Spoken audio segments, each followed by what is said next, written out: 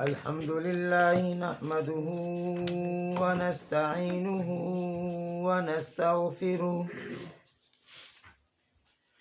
ونؤمن به ونتوكل عليه ونعوذ بالله من شرور أنفسنا ومن سيئات أعمالنا من يهده الله فلا مضل له ومن يضلله فلا هادي له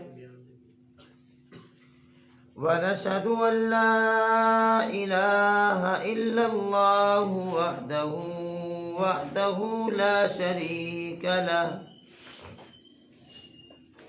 ونشهد أن سيدنا وسندنا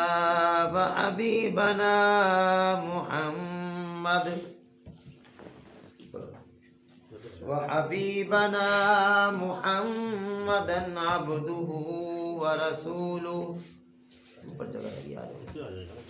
صلى الله تعالى عليه وعلى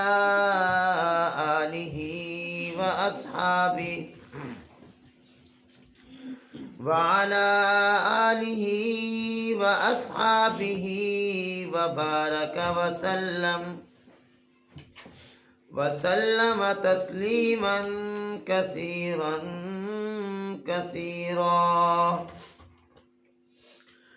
أما بعد فأعوذ بالله من الشيطان الرجيم بسم الله الرحمن الرحيم يا أيها الذين آمنوا إن جاءكم فاسق بنبأ فتبينوا أن تصيبوا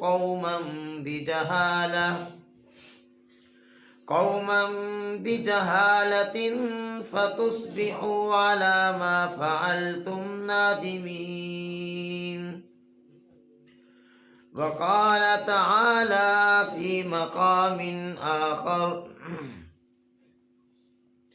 يا أيها الذين آمنوا لا يسخر قوم من قوم عسى أن يكونوا خيرا منهم ولا نساء من نساء عسى أن يكن خيرا منهم ولا تلمزوا أنفسكم ولا تنابزوا بالألقاب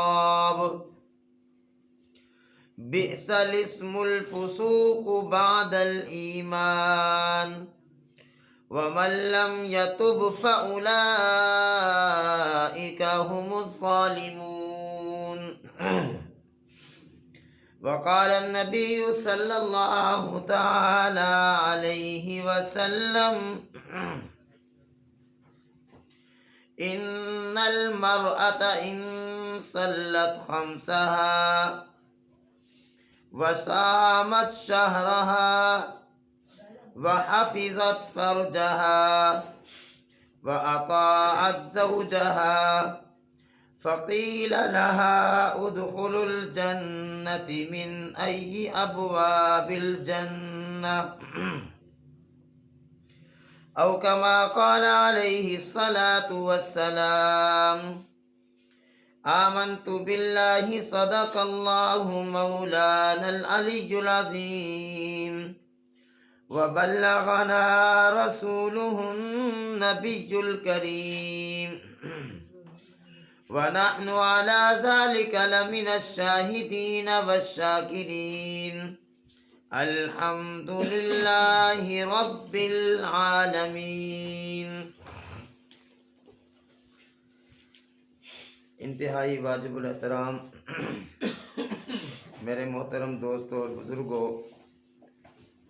اور ہمارے سننے والی ہماری مسلمان مائیں بہنیں اور بیٹیاں،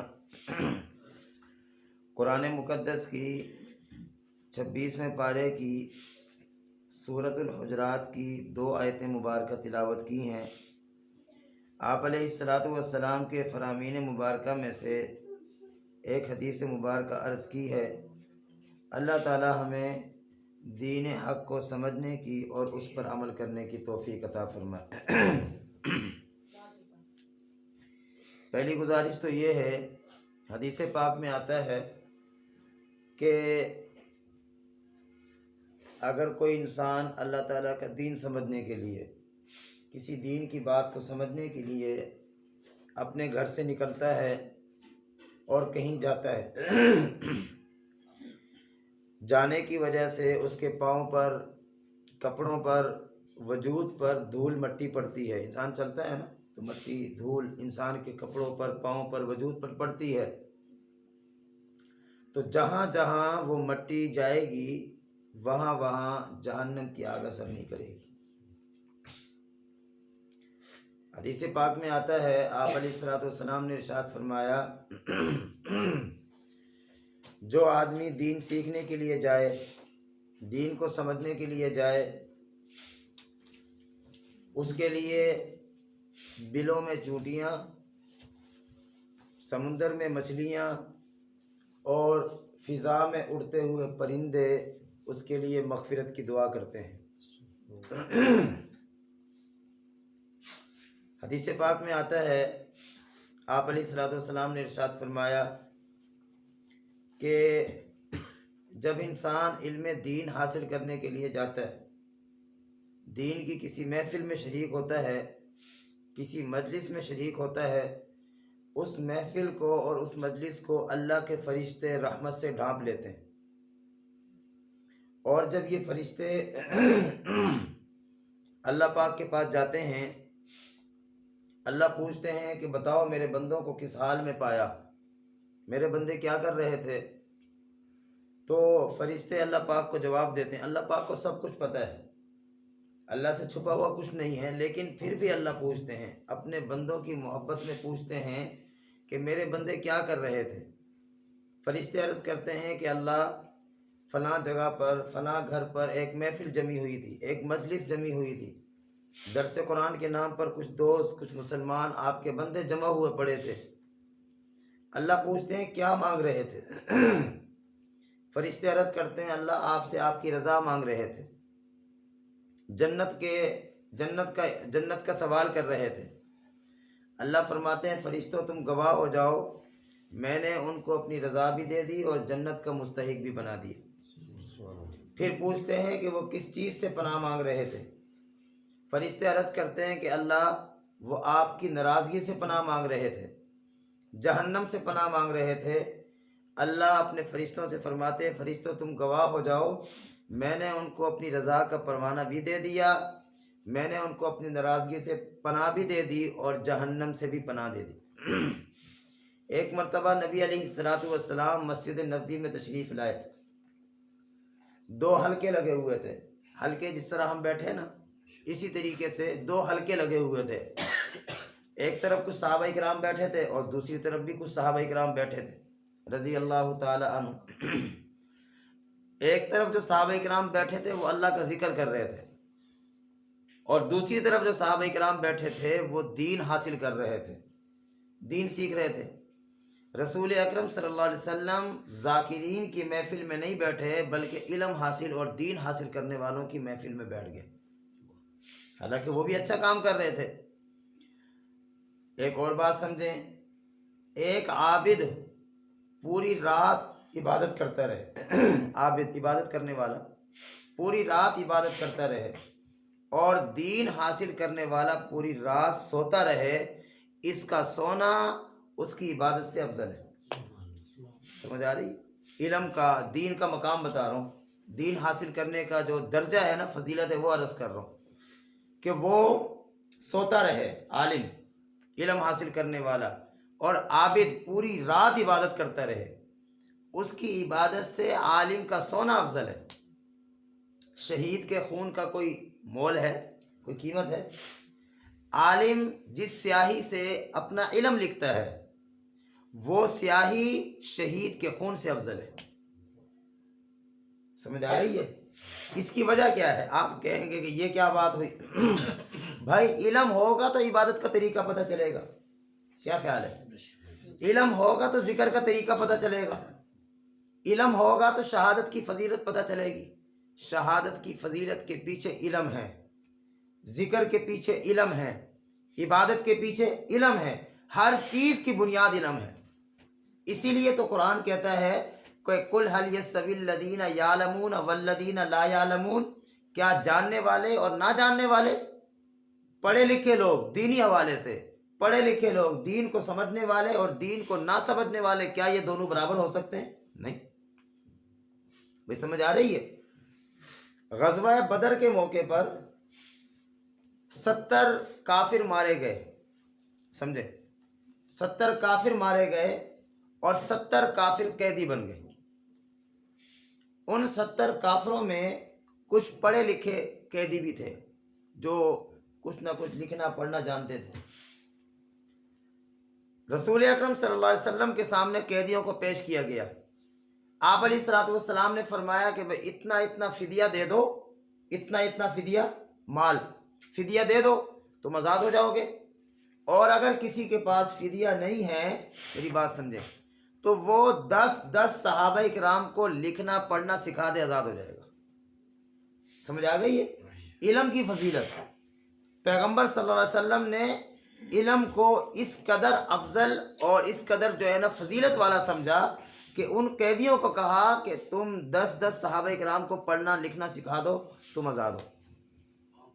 یہ جو دین کی محفلیں ہوتی ہیں، یہاں سے ہمیں کیا ملتا ہے؟ جی، سبزی کی دکان سے سبزی، گوشت کی دکان سے گوشت، دودھ کی دکان سے دودھ، دہی کی دکان سے دہی۔ دین کی محفلوں سے ہمیں دین ملتا ہے۔ سمجھ آ گئی؟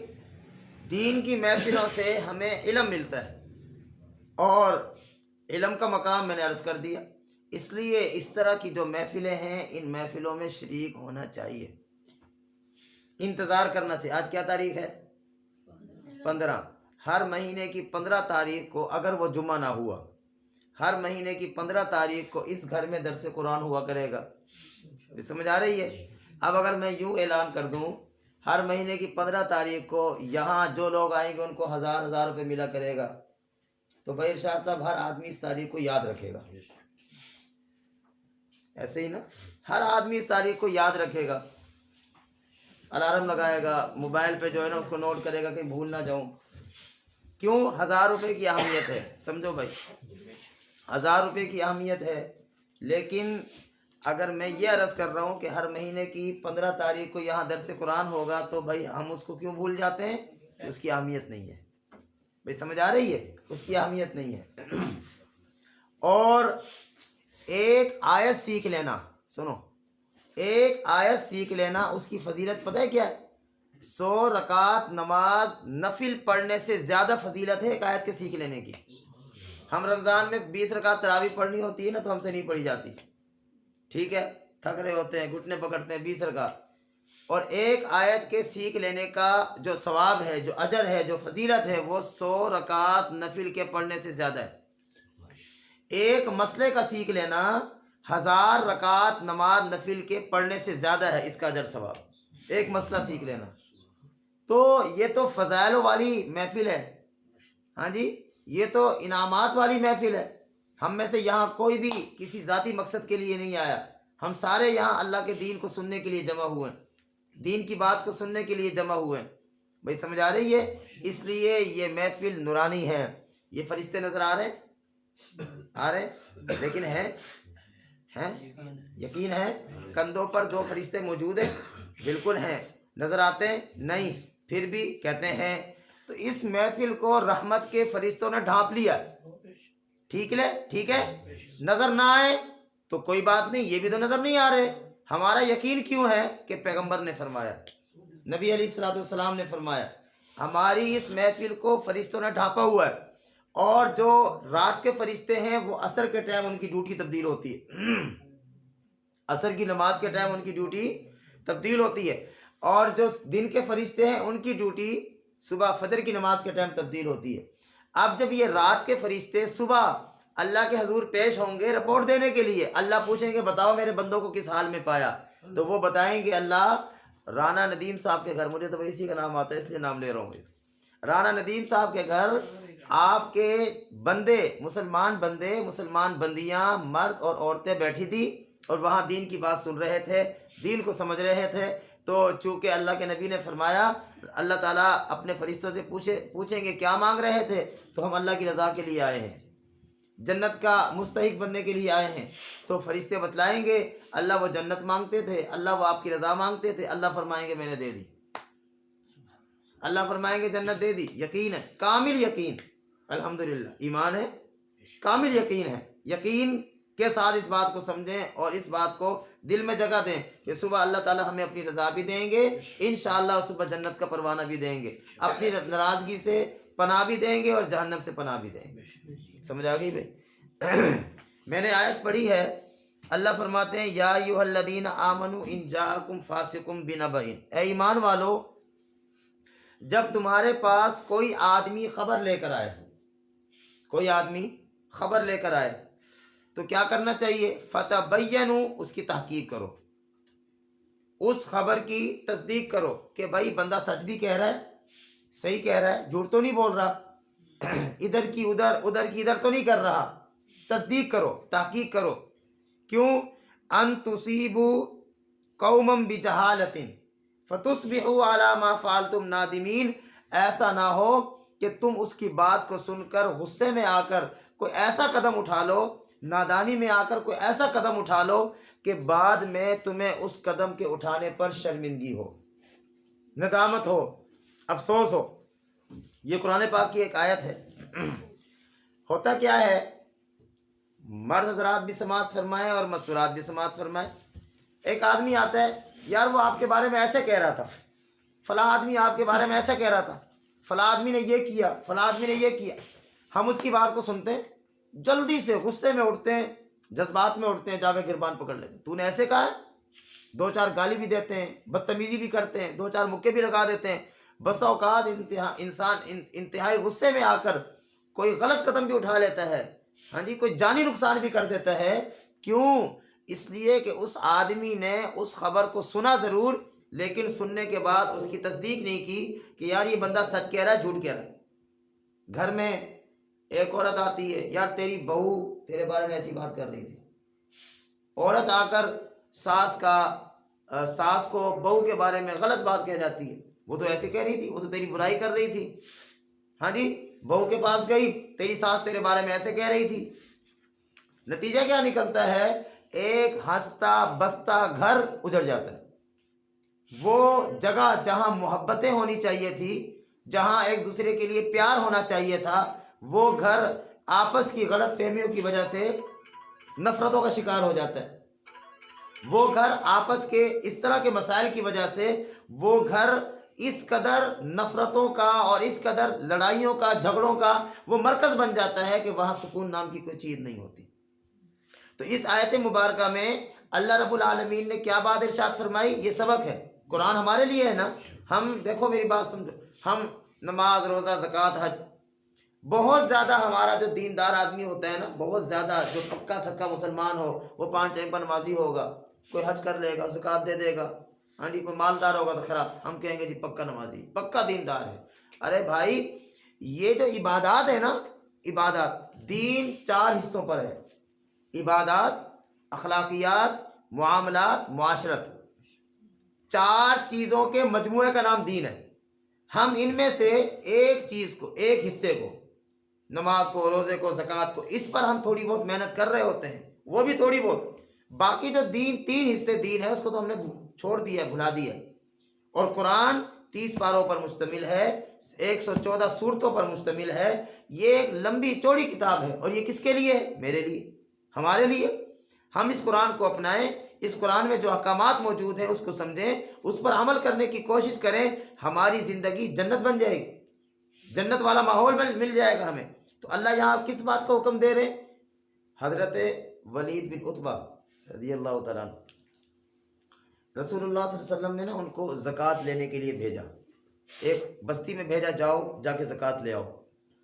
یہ جب نا اس بستی کے قریب پہنچے، بستی والوں کو پتہ چلا کہ اللہ کے رسول کا قاصد آ رہا ہے، تو بستی والے باہر نکلے استقبال کرنے کے لیے۔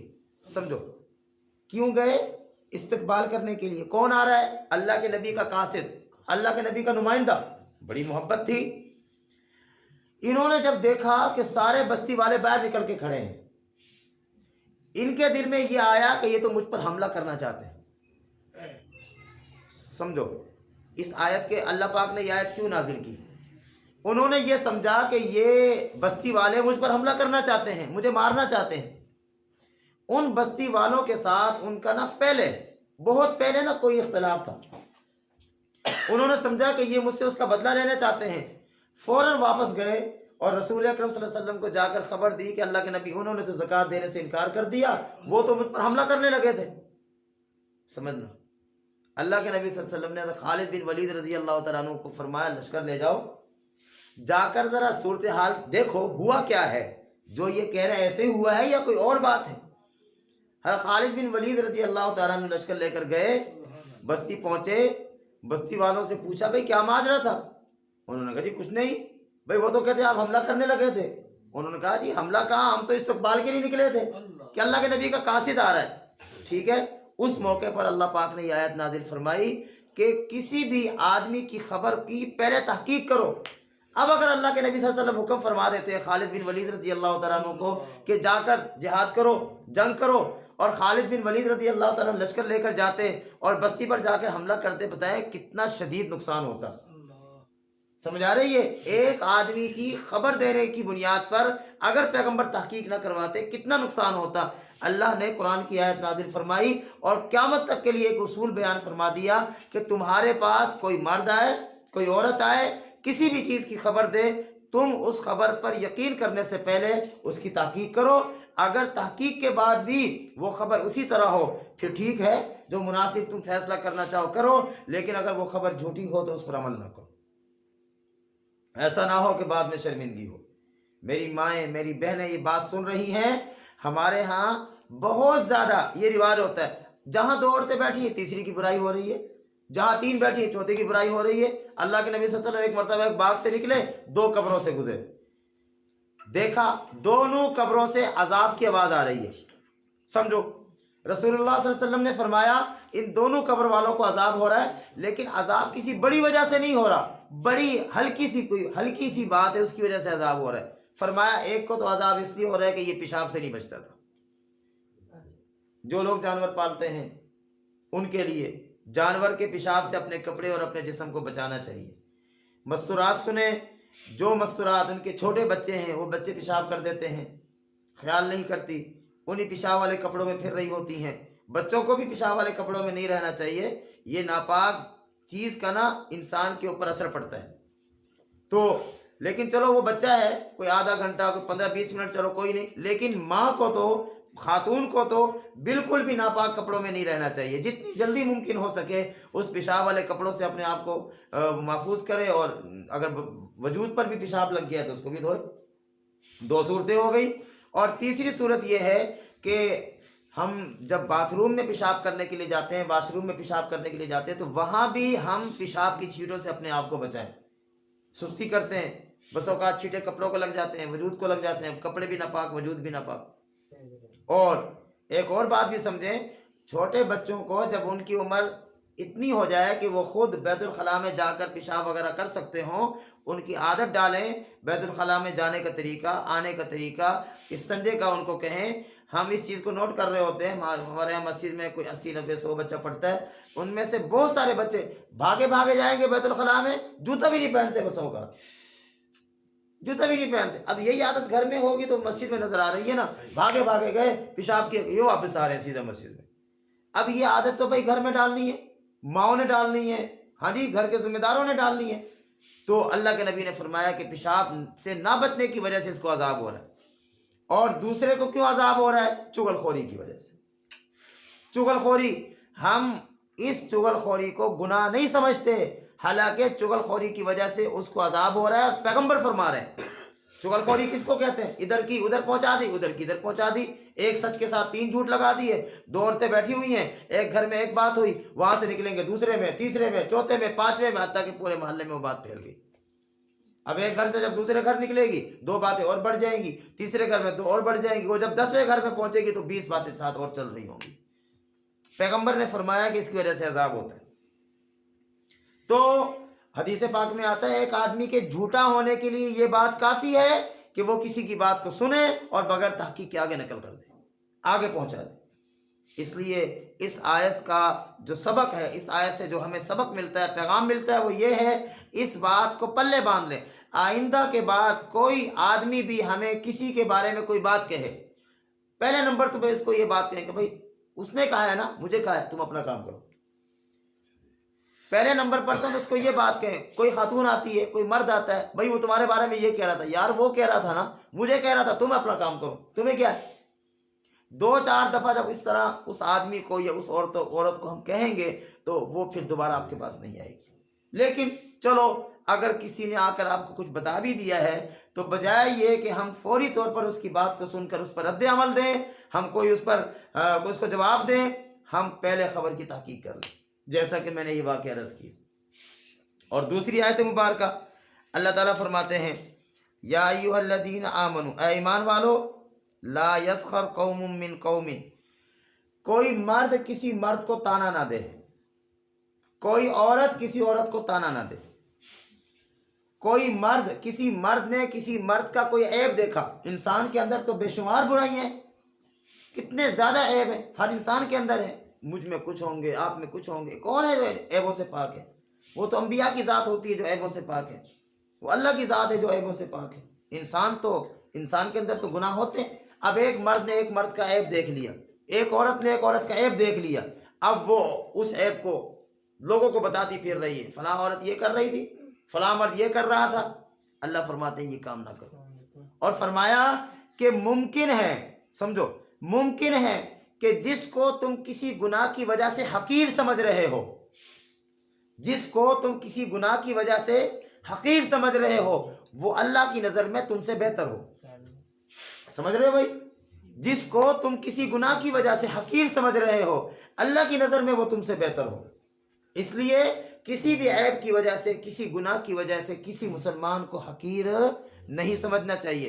او بھائی، ابلیس کو جب فرشتوں کو اللہ نے کہا نا سجدہ کرو، تو فرشتوں نے سجدہ کیا تھا آدم علیہ السلام کو، تو ابلیس نے سجدہ نہیں کیا۔ اس نے کیا کہا تھا؟ اس نے کہا تھا میں آگ سے بنا ہوں، یہ مٹی سے بنے، اور آگ کا مقام زیادہ ہے، مٹی کا مقام کم ہے، مٹی تو پاؤں کے نیچے آتی ہے۔ تو یہ شیطان کی عادت ہوتی ہے عیب تلاش کرنا، اور ہم اگر یہ چاہتے ہیں کہ کل قیامت والے دن اللہ ہمارے عیبوں پر پردہ ڈالے، تو آج بھائی کسی مسلمان کا عیب، میری مائیں سنیں، آپ سارے سنیں، میں بھی آپ کے ساتھ شامل ہوں، ہم سارے اس بات کا عزم کریں۔ یہ دوسری بات ہے کہ اگر کسی بھی مسلمان کا عیب میرے سامنے آ جائے تو میں اس عیب پر پردہ ڈالوں، اس کو چھپا لوں۔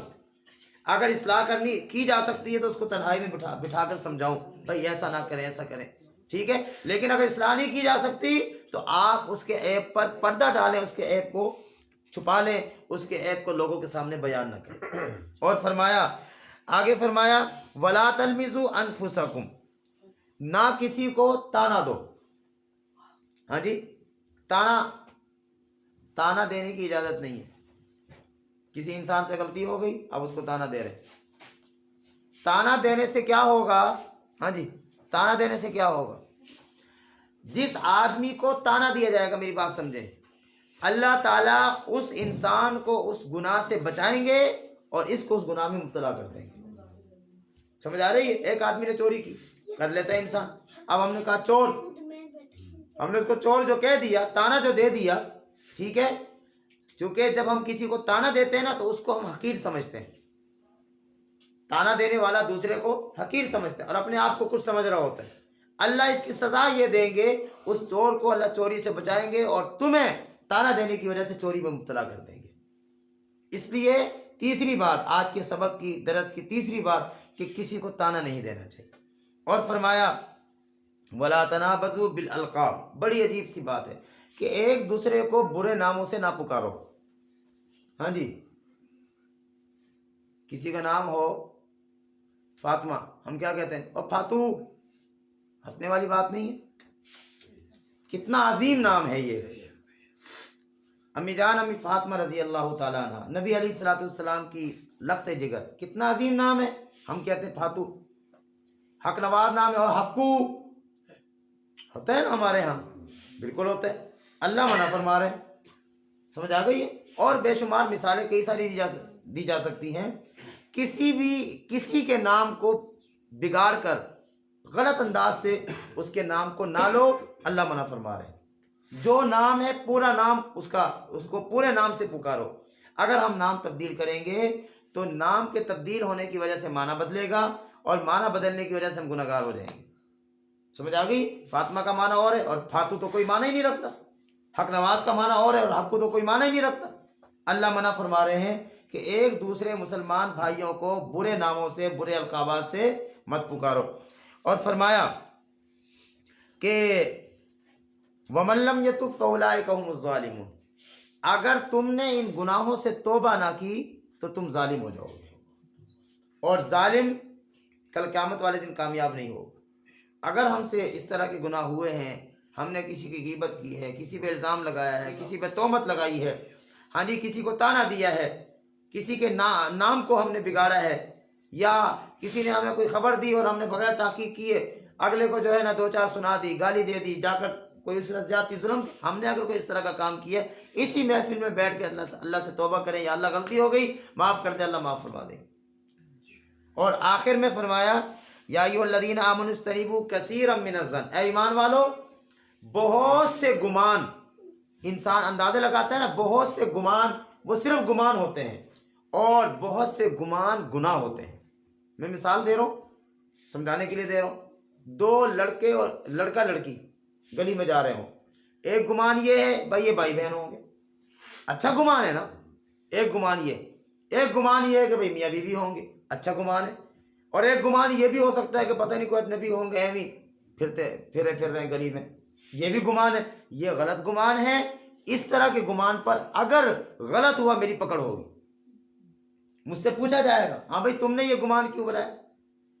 صحیح گمان، کسی کے بارے میں بدگمانی کرنے کی ضرورت ہی نہیں ہے، کسی کے بارے میں ٹو میں لگنے کی ضرورت نہیں ہے، تجسس میں پڑھنے کی ضرورت نہیں ہے. مسلمان کا یہ کام نہیں ہے. مسلمان تو ایک با اخلاق ہونا چاہیے، با کردار ہونا چاہیے، مسلمان کو بڑا عظیم ہونا چاہیے. کون ہے مسلمان؟ کون ہے مسلمان؟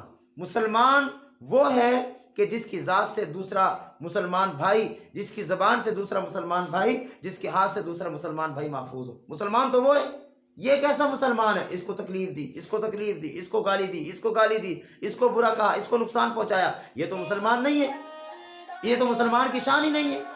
مسلمان وہ ہے جس کے ہاتھ سے، جس کی زبان سے، ہاں جی، جس کے کردار سے، جس کے اخلاق سے دوسرا مسلمان بھائی محفوظ ہو. سمجھ آ گئی ہے؟ اللہ منع فرما رہے ہیں. اور آخر میں نے ایک حدیث مبارکہ عرض کی، اس حدیث مبارکہ کا تعلق ہماری مستورات کے ساتھ ہے. اللہ کے نبی صلی اللہ علیہ وسلم ارشاد فرماتے ہیں، ذرا سمجھے، کہ اگر کوئی عورت 5 ٹائم کی نماز پڑھے، نماز فرض ہے، اللہ نے فرض کی ہے، نماز چھوڑنے کی کوئی صورت ہے؟ کوئی بھی صورت نہیں ہے. میں ایک مثال دیتا ہوں سمجھانے کے لیے. حضرت حسین رضی اللہ تعالیٰ عنہ کربلا میں شہید ہوئے. شہید ہونے سے پہلے ظہر کی نماز کا وقت تھا. آپ سب بار بار سنتے ہیں، شہید ہونے سے پہلے کا جو نماز کا وقت تھا وہ ظہر کا تھا. کیا ظہر کی نماز چھوڑ دی تھی انہوں نے؟ بولو، ظہر کی نماز چھوڑ دی تھی؟ دشمنوں کو کہا تھا کہ ظہر کی نماز پڑھنی ہے پڑھنے دو، انہوں نے پڑھنے کی اجازت دی تھی؟ نہیں، انہوں نے نہیں پڑھنے کی اجازت دی. لیکن حسین رضی اللہ تعالیٰ عنہ نے ظہر کی نماز میدان جنگ میں تلواروں کے سائے میں پڑھی ہے. سمجھ آ گئی ہے؟ اگر نماز چھوڑنے کی اجازت ہوتی حسین رضی اللہ تعالیٰ عنہ یہ سوچ کر چھوڑ دیتے کہ میں اللہ کو کہہ سکتا ہوں کہ اللہ میں تیرے دین کی سربلندی کے لیے، میں تو میدان جنگ میں تھا، دشمن سے لڑ رہا تھا، تو میں نماز نہیں پڑھ سکا، لیکن انہوں نے میدان جنگ میں بھی تلوار کے سائے میں بھی نماز نہیں چھوڑی، نماز پڑھی ہے۔ اور میرے سر میں درد، نماز چھوڑ دیتا ہوں، مہمان آ جائے نماز چھوڑ دیتا ہوں، گھر میں تھوڑا سا کام ہو نماز چھوڑ دیتا ہوں۔ ہاں جی، تو ہم سے کل اگر حسین رضی اللہ تعالیٰ عنہ اللہ کے حضور پیش ہوتے، نماز چھوڑ کر پیش ہوتے، تو ان کو ایک احساس تھا، لیکن آج کے مسلمان کو احساس ہی نہیں ہے، اور اپنے آپ کو کہتا ہے میں حسینی ہوں۔ عمر فاروق رضی اللہ تعالیٰ عنہ فجر کی نماز میں مصلی رسول پر گئے، حملہ ہوا، زخمی ہو گئے، پتہ ہے نا، زخمی ہو گئے۔ کتنے زخمی تھے؟ آپ کے آنتوں پر اس ظالم نے وار کر کے آپ کو زخمی کیا، اتنے زخمی ہو گئے کہ جو خوراک بھی آپ کو دی جاتی وہ آنتوں سے باہر نکل جاتی، جو دوائی دی جاتی وہ باہر نکل جاتی، اس قدر جو ہے نا شدید زخمی ہوئے، اور بار بار بے ہوش ہو رہے ہیں، بار بار بے ہوش۔ لیکن جب ہوش آ رہا ہے تو پہلا سوال یہ کر رہے ہیں کہ نماز کا وقت نکل گیا۔ عمر، اتنے جلیل القدر صحابی جن کی رائے کو 22 جگہ اللہ قرآن بنا کر نازل کرے، اتنے عظیم الشان صحابی، اور آخری وقت ہے، زخمی ہوئے پڑے، اس قدر زخمی ہیں، لیکن نماز نہیں چھوڑی۔ سمجھ آ گئی بھائی؟ اور حدیث پاک میں کیا آتا ہے؟ ایک آدمی نماز پڑھ لے، مثال کے طور پر فجر کی نماز کا وقت ہے سورج نکلنے تک، ایک آدمی نے سورج نکلنے تک نماز نہیں پڑھی، قضا کر دی جان بوجھ کے، اس آدمی کو ایک نماز قضا کرنے پر 2,88,00,000 سال جہنم میں جلنا پڑے گا۔ 2,88,00,000 سال، پیغمبر فرما رہے ہیں، یہ جھوٹ نہیں ہے، 2,88,00,000 سال جہنم میں جلنا پڑے گا۔ اور مردوں کی نماز بغیر شرعی عذر کے مسجد کے علاوہ کہیں نہیں ہوتی، یاد رکھیں۔ کوئی شرعی عذر ہے نا تو پھر مرد مسجد کے علاوہ نماز گھر میں، دکان پر، کہیں پڑھ سکتا ہے۔ اگر مرد کے لیے شرعی عذر نہیں ہے تو مرد کی نماز بغیر شرعی عذر کے مسجد کے علاوہ کہیں نہیں ہوتی، اس کو آپ نوٹ فرمائیں۔ اور عورتوں کو کیا چاہیے؟ عورتیں اپنے محلے کی مسجد کی نماز کا جو وقت ہے نا، اس نماز کے وقت کے مطابق اپنے گھروں میں نماز پڑھیں۔ یہ فرض واجب تو نہیں ہے، لیکن نماز کی اہمیت اور نماز کا اہتمام، بھئی اگر 7 بجے اذان ہو رہی ہے، سب کو پتہ ہے کہ 7:15 بجے مسجد میں نماز ہوگی، اپنے گھر میں ٹائم ٹیبل لگائیں کہ جیسے ہی مسجد کی گھڑی میں مسجد کے مطابق نماز کا ٹائم ہو تو میں بھی گھر میں اسی ٹائم نماز پڑھ لوں۔ یہ دھوکہ شیطان ڈالتا ہے، یہ ابھی تو اذان ہوئی، ابھی تو 2 گھنٹے ہو رہی ہے۔ نماز میں کوئی معافی نہیں ہے، کسی قسم کی گنجائش نہیں ہے۔ ایک نماز بھی چھوٹ گئی، اس نماز کی تلافی ہم پوری زندگی نہیں کر سکتے، نہیں کر سکتے۔ اور دوسری بات، اس حدیث مبارکہ میں ارشاد فرمائی، رسول اللہ صلی اللہ علیہ وسلم نے فرمایا کہ جو عورت پورا رمضان المبارک کے روزے رکھے، وہ فرض ہیں، چھوڑنے کی اجازت نہیں۔ آپ کہیں گے گرمی میں روزے کون رکھے؟ تو جنت ایسی مل جائے گی، اور بھائی جنت ایسی مل جائے گی، یہ گھر بنا ہوا ہے، 5 مرلے پر گھر ہے، ساری زندگی کی جمع پونجی لگ کر ایک 5 مرلے کا گھر بڑی مشکل سے بنتا ہے۔ اور ہم نے جنت لینی، کیسی جنت کہ اگر کسی ایمان والے کے دل میں ایمان کا ایک ذرہ ہوا، ذرہ، اس کو اس دنیا سے 10 گنا بڑی جنت اللہ عطا فرمائیں گے، اتنی بڑی جنت، اور اس کے لیے کچھ بھی نہیں کرنا پڑے گا بھائی۔ سارا دن محنت کر کے، سارا دن محنت کرتے ہیں کس لیے؟ 2 ٹائم کی روٹی کھا لیں، ہاں جی، بچوں کی پڑھائی پوری ہو جائے، بچوں کے خرچے پورے ہو جائیں، سارا دن کی محنت، لیکن جنت حاصل کرنے کے لیے بھائی کچھ نہیں کرنا پڑے گا، محنت کرنی پڑے گی۔ تو جو عورت رمضان المبارک کے روزے رکھے، نمبر 3 فرمایا کہ وہ حافظت فرجہا، اپنی عزت کی، اپنی عفت کی، اپنی پاک دامنی کی حفاظت کرے۔ سمجھ آ رہی ہے بھائی؟ ایک بات عرض کرتا ہوں، امی عائشہ رضی اللہ تعالیٰ عنہ قرآن پڑھ رہی ہیں۔ کون؟ امی عائشہ، مستورات سنیں بھائی، امی عائشہ قرآن پڑھ رہی ہیں۔ پڑھ کون رہی ہے؟ ہماری ماں۔ پڑھ کہاں رہی ہے؟ اپنے حجرہ مبارک میں۔ اور آپ کا حجرہ کہاں ہے؟ آپ کا حجرہ کہاں ہے؟ مسجد نبوی کے بالکل ساتھ۔ اصل جو مسجد نبوی ہے جو نبی علیہ السلام کے زمانے میں تھی، وہ ریاض الجنہ ہے، وہ ریاض الجنہ کا جو ٹکڑا ہے نا، اصل مسجد نبوی وہ ہے، اللہ کے نبی صلی اللہ علیہ وسلم نے جو بنائی تھی، حضرت ابو ایوب انصاری رضی اللہ تعالیٰ عنہ سے جو جگہ لے کر بنائی تھی، وہ اصل مسجد نبوی ہے، اس کے ساتھ امی جان کا حجرہ ہے۔ امی جان کا حجرہ کہاں ہے؟ مسجد نبوی کے ساتھ۔ اور آپ کا کیا خیال ہے، وہاں کوئی کافر آتا ہوگا؟ وہاں تو سارے مسلمان صحابہ اکرام رہتے ہوں گے۔ اب صحابہ اکرام کی بستی، مسجد نبوی کا پڑوس، امی جان کی آواز، تلاوت قرآن پاک کی، لیکن چونکہ کچا گھر تھا، کہیں سوراخ تھا، سوراخ سے نا امی جان کی آواز باہر آ رہی ہے۔ اللہ کے نبی صلی اللہ علیہ وسلم نے اس چیز کو بھی گوارا نہیں کیا، اپنے مبارک ہاتھوں سے، رحمت والے ہاتھوں سے پتھر اٹھایا، اس سوراخ کو لگایا، اس سوراخ کو بند کیا، تاکہ امی کی ہماری ماں کی، قوم کی اماں کی آواز، قرآن والی آواز بھی باہر نہ آئے۔ اور یہ میری ماں اور یہ میری بہن اور یہ میری بیٹی بازاروں میں پھرتی ہے، اور ان کا انداز دیکھو، دکان والوں سے یہ باتیں کس طرح کرتی ہیں۔ عزت والا آدمی وہاں پہ 1 منٹ کے لیے نہیں کھڑا ہو سکتا۔ ہمیں نہیں پتا، ہمیں نہیں پتا۔ اللہ کے نبی فرماتے ہیں کہ وہ حفظت فرجہا، کہ اپنی عزت کی، اپنی پاک دامنی کی حفاظت کرے۔ وہی سمجھ آ رہی؟ عورت کے بال نماز میں نظر آ رہے ہو، نماز ہو جاتی ہے؟ کیا بات ہے، کیوں نہیں ہوتی بھائی؟ سمجھ رہے ہو؟ عورتوں کے بال نماز میں نظر آ رہے ہو تو نماز نہیں ہوتی، سمجھ آ رہی ہے؟ اور ہماری مستورات تو ایک بال کیا ہو تو سر کیا ہو تو پورا چہرہ کھلا چھوڑ کر باہر پھر رہی ہوتی ہے۔ امی فاطمہ رضی اللہ تعالیٰ عنہ کا انتقال ہونے لگا، حضرت علی کو بلایا، کہا میں چاہتی ہوں کہ میرا جنازہ رات کو اٹھے اور اعلان بھی نہ کرنا۔ فرمایا کیوں؟ میں چاہتی ہوں کہ میرے کفن پر بھی کسی کی نظر نہ پڑے۔ یہ ہے فاطمہ کا کردار۔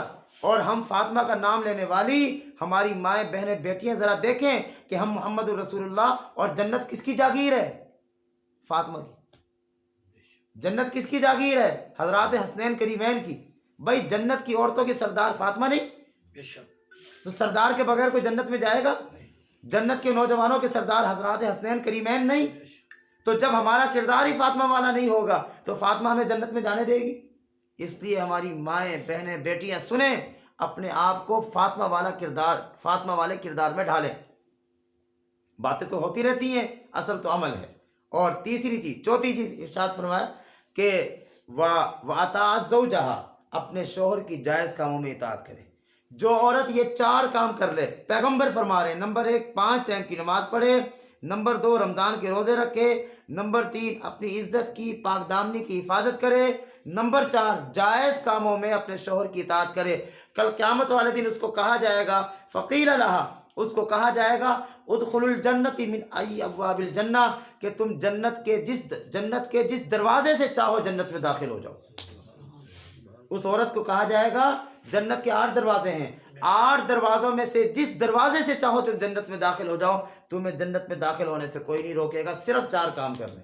اس لیے آج کے درس کا خلاصہ، نمبر 1 کوئی بھی آدمی کوئی بات پہنچائے، خبر پہنچائے، اس کی تحقیق کرے۔ نمبر 2 کسی کو تانا نہ دے۔ نمبر 3 کسی کے نام کو برے انداز سے نہ پکاریں۔ نمبر 4 تجسس نہ کریں۔ ہاں جی۔ نمبر 5 اگر کوئی بدگمانی نہ کریں۔ نمبر 6 مستورات کے لیے، مردوں کے لیے، ہم سب کے لیے 5 ٹائم کی نماز مرد جماعت سے مسجد میں پڑھیں، اور مستورات کوشش کریں کہ مسجد کے نماز کے ٹائم کے مطابق اپنے گھروں میں نماز پڑھیں۔ نمبر 6 رمضان المبارک کے روزے رکھیں۔ نمبر 7 اپنی عزت کی، پاک دامنی کی حفاظت کریں۔ اور نمبر 9 شوہر کی جائز کاموں میں مستورات اطاعت کریں۔ یہ آج کے درس کا خلاصہ ہے۔ اللہ رب العالمین جو کچھ کہا سنا ہمیں عمل کرنے کی توفیق عطا فرمائے۔